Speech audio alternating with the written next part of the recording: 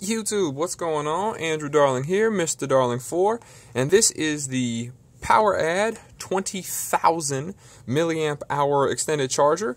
So I've used this now for a couple weeks. Of course, it comes with your little standard USB cord. It has the 2.4 and the 1.0 1 amp input or output. I'm sorry. Also has the input. The input is actually the 2 amp max, so it does charge itself rather quickly. I used this for basically starting on Monday morning last week at about 6:30 a.m. I unplugged it and I used it to charge my OnePlus One as well as my iPad Air 2 and the case that the iPad Air 2 is actually in. So this is a ZAGG keyboard case for the iPad Air 2, and there'll be a review of that coming shortly as well. But I used it to charge my OnePlus One as well as that iPad Air 2. And the iPad Air 2 didn't die until late Saturday, so, you know, more than 5 days later. And the OnePlus One, I charged it every night with it, and I was good all the way through Thursday night at about 11:30.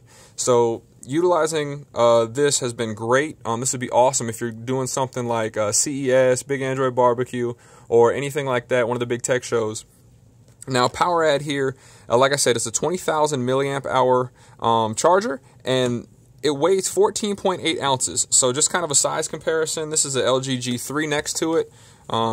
Pretty simple size comparison, or pretty comparable as far as the overall size.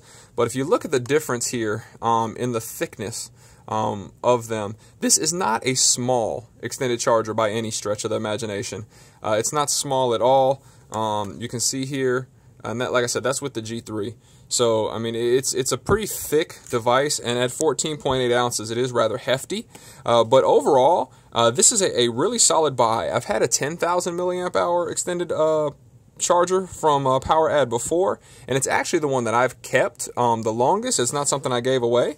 But as you see here, it talks about here where it's good for the iPad, the iPhone, you know, any mobile phone, MP3, MP4, or PSP. I also used it to charge this case itself on my iPad, and I also used it to charge a Sony Bluetooth speaker, as well as a selfie stick that PowerAdd may have sent me as well.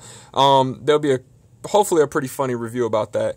But overall, like I said, at 5.6 inches tall, 2.1 inches across, and then 1.1 inch thick. For the price and for the value that you're getting out of it, the total use, definitely worth it. Definitely a fun buy. I really enjoyed it. Like I said, it comes with the regular USB, but I did hook up the Apple Thunder cable, or whatever the small charger is called. So let me know what you guys think of the video. Thumbs up if you enjoy. I should be putting a lot of videos out this month on YouTube. I appreciate it. Y'all have a wonderful day, and we'll talk to you soon.